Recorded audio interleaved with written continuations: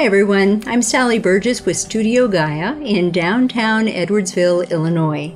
Welcome to the first episode of The Mother Pod. During this podcast, we're going to have a very special guest. We're going to be hearing from Ayurvedic practitioner Cate Stillman. Cate founded Yoga Healer and is also the author of Body Thrive, Up-Level Your Body and Your Life Through 10 Habits from Ayurveda and Yoga. We're also going to consider what it means to seek sustainability in mind, body, spirit, and of course always keeping our hearts open to the sustainability of Mother Earth. So 10 years ago, I had a very satisfying and demanding job in the field of reproductive health care. But my husband George and I noted that when I wasn't working, I was either working out or I was planning my workouts or I was reading about working out and nutrition, or I was talking to other people about their workouts and their nutrition. And so we thought, seems to be a passion. Maybe we should open a studio. So in August of 2006, the doors to Edwardsville Fitness Studio opened up. The entire month of August this year will be us celebrating our 10-year anniversary. The plan initially was to offer personal training to the widest possible demographic. We wanted to help the women who were always intimidated by the idea of strength training and cardio, but we also wanted to attract the people who already had their workouts, but they wanted an extra push, or they wanted a different way of looking at their workouts. And so we geared up for that. And we also added yoga because people seemed to be enjoying yoga. And there was a certification for NIA going on in St. Louis that fall. So we decided, sounded like great fun. I decided I would get certified and we would add NIA into the mix. And that all rolled out very nicely. It worked very well. But a few years in, as I stewarded the studio and she grew organically into what she really wanted to be, I realized we were about so much more than fitness. We were about sustainability. Sustainability of mind, body, and spirit. And again, always needed to keep in mind the sustainability of Mother Earth. Do you remember on December 21st, 2012, there was supposed to be a ginormous shift in energy? It was either going to be hugely positive or really catastrophic. Well, we decided that that would be the day that we would take on our new name. If nothing else happened that day, we would experience a ginormous shift. So Edwardsville Fitness Studio gathered herself up in a little silky cocoon, and then emerged, went through her metamorphosis into Studio Gaia, a wellness center dedicated to the sustainability of mind, body, spirit, and Mother Earth. You've probably got that by now. So the entire month of August, we're going to be celebrating our 10-year anniversary. Now, for the entire 10 years we've been around, really loving friends of mine have suggested that I pay attention to Ayurveda. And so I would look at this Ayurvedic stuff and I would think, nah, it's too complicated. I'm just going to stick with what I'm doing. I didn't understand why they thought it was such a good thing. Then last December, I picked up the book Body Thrive by Cate Stillman. And that all started to shift. I'd also just read the book The Year of Yes by Shonda Rhimes, and I was really energized for something different, something new in my life, something to say yes to. So last year, I vowed that 2016 would be my year of saying yes to less. Less food, less stuff, less whining, less wine. I wanted to up-level. I wanted to really create new health and wellness, for myself. So I started practicing, reading this book and practicing the 10 habits of Body Thrive. And I'm telling you, it was really pretty magic. The weight that I'd been lugging around for a while started to melt away. And my confidence that I could up-level my body and my life edged up. That's why I wanted Cate herself to be with us for our first episode of the Mother Pod. Ayurveda, as it turns out, is all about sustainability of mind, body, spirit, and Mother Earth. So here's Cate. Hey Gaia community, congratulations on your 10-year anniversary, and congratulations on launching your podcast, The Mother Pod. I'm so excited for you being a podcaster since 2012. It opens up a gateway of connectivity for you and your tribe. So I'm so proud to hear that You guys are doing that as a local yoga studio. That totally rocks. And wow, thank you so much for including Body Thrive, my book and the book club as part of your 10-year anniversary. I ran a yoga studio for a number of years. I actually didn't run it. I co-ran it, and my partner did much more of the work. And anyways, it was such an amazing opportunity to connect with community, to help people evolve in really such a deep and profound way. So to all yoga studio owners and class attendees out there, you guys have something special going on. So keep it up.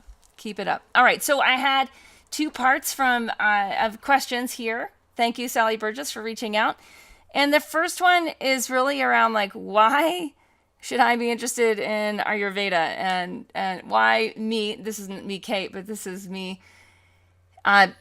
prospective listener. Why, as a 40 to 60-year-old Caucasian woman, or 70-year-old, or 80-year-old, or whatever, some white Western Caucasian woman, why should I be interested in this system of medicine that's from India and created by men and 5,000 years old? And I just want to say, like, good question, valid question. And what I like about that question is it immediately pulls out the differential between perennial wisdom and the culturescape. So let me unpack that. Perennial wisdom is like, there's certain things that we've known as humans for a very long time, and they seem to be as true now as they were then. And if we attune to that wisdom, bam, we thrive. Life gets better. If we don't, we suffer. Right? And that's where we have the paths of sukha and dukkha. So sukha is ease and dukkha is pain. If you want to live a easeful life, like, pay attention to perennial wisdom. Now, why Ayurveda? All the different kinds of perennial wisdom out there from all the different traditions. What is different about Ayurveda, and why might that be useful to you as a human being in the body in the hypermodern age? And it is such a good question. I mean, the stresses upon us and the opportunities in front of us now are so different than 2,000 years ago. Especially as women, right? I mean, women have never enjoyed this much freedom ever before, and we're thriving, and we're creating so much more connectivity around the planet. Our grassroots efforts make the biggest difference, that the biggest companies are paying attention to how to appear more grassroots. Right? Like, it works. How we do things naturally works. So there are those certain challenges, right, of living in this day and age. Right? I'm recording this. We're heading into August 2016. It's hot. The planet is warming up. People are physically moving around the planet more. We're jumping places more. We're less grounded. We're more levitating in a way. We're flying around. We're zipping around in cars. We like to get around. We also like to consume massive amounts of information, which historically is totally unprecedented. So there's certain energetic tendencies in this culture, in our culturescape, that create a lot of dis-ease. We also have in this, 7 out of 10 Americans is overweight. About 3.5 out of 10 is gross obese, is like so big that they're just killing themselves with food, basically, right? And then we've got anxiety. 1 in 5 people in the United States, which is a pretty good barometer for what's coming to your country soon, if it hasn't already. 1 in 5 is, and I said that somewhat sarcastically, I do have hope for certain countries out there. But, 1 in 5 people has anxiety. Like, is just not relaxed in a state of being. So there's a lot of reasons we might want to actually tap into the deep wisdom of Ayurvedic wisdom, right? Because there's that perennial piece of what has been working forever, and so you should pay attention to it unless you want to suffer. But then there's also the specificity piece of, this is a system that was channeled, developed, debated upon, improved, evolved by yogis who are paying a lot of attention to yoga, right? Paying attention to how energy becomes matter, and how matter and energy work in a very sophisticated, multidimensional bliss, through intuitive, through mental, emotional, through energetic, through physical bodies, right? What's going on? And this is their system of, I would say, creating subtle dynamic balance, right, on multiple levels. So you have, at first, when people start to get healthy, they go from gross imbalances to feeling awesome, thriving. And then the path of yoga begins, and they start to subtly align. They start to energetically align. And as they do, they experience greater capacities, physical capacities, but also energetic capacities, mental, emotional capacities, which have a lot to do with relational capacities and how we connect, to intuitive capacities. And man, when your intuitive capacity is enhanced, holy cow, right? Like you're downloading, you're streamlining intuition and acting on that. Life enters a whole other level of fluidity. And then, well, your bliss body opens, so you're stoked. Right. So those are a few reasons. I mean, then there's really specific reasons of like whatever physical issues you have that you're over it and you don't want anymore. Like that's probably a pretty good reason to start to learn Ayurvedic wisdom. You may, as a yoga student, become smitten by Ayurveda. And in my experience, this happens more easily the more you remove the cultural components of Ayurveda and just go for the gems of pure wisdom and define them and redefine them and apply them for yourself in this day and age.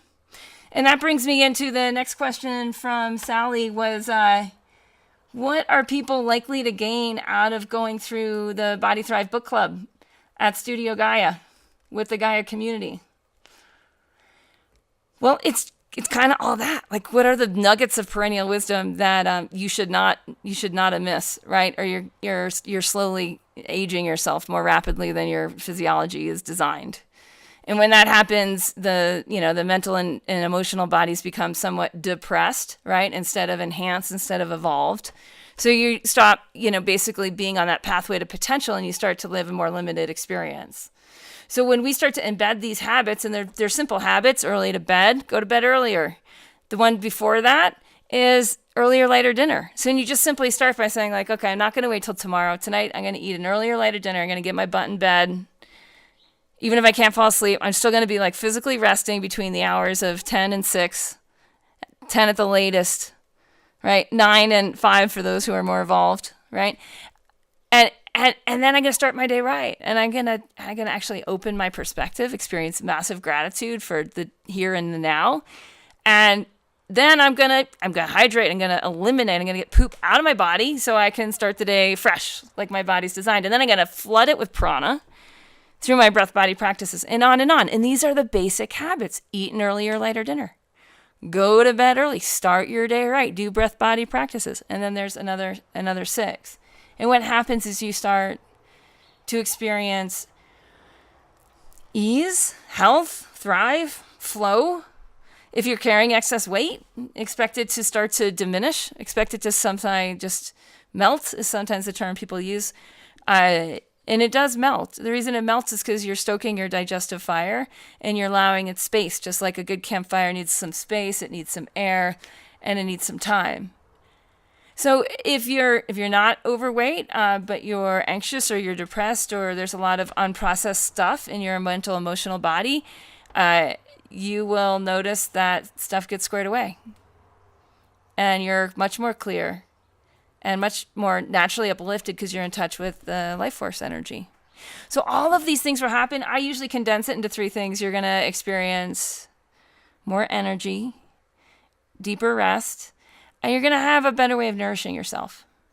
So that'll happen in the 10 weeks. Our success rate is insane with these book clubs. I mean, I'm just getting blown away. And I believe the Gaia community can set a new standard. So I would go into it with that attitude. Like, we are going to have amazing breakthroughs in our physical health and our physical thrive, but also relationally between us, how connected we are as a community, how we collectively lead each other into new territory where we all evolve together and the community evolves because of the work that we're doing here. Go Gaia! Thanks, Cate. You know the Gaia community very well. I think you're right. I think we are going to rock this at a whole new level. So community members, here's the plan. The Studio Gaia Body Thrive Book Club will run from August 22nd through November 21st. We're going to meet at the studios every Monday from 6 to 7 p.m. And your host will be Jeremy Hinkhouse, who is a Kripalu-trained Ayurvedic yogi, and me, the layperson who's been working with Body Thrive and experiencing some really wonderful results. I'm really looking forward to doing this in community, though. There's research proves that anytime you do something like this in community, you increase your chances of success. I think it's by about 60%. So we're all going to come together and we're going to do this thing. It's going to be awesome. And it's all part of our 10-year anniversary celebration. We have a lot more going on the entire month of August, but we really want it to be about your sustainability of mind, body, and spirit, and Mama Earth. Every week, every episode of our podcast, we're also going to bring you a spark of inspiration having to do with this gorgeous planet we inhabit. And this week, we have a short YouTube video narrated by Carl Sagan called The Pale Blue Dot. It's 3 minutes and 32 seconds. It's absolutely beautiful. If you really want to get inspired about why we should care about the planet and taking good care of her, this video will do it for you. I hope you take time to watch it.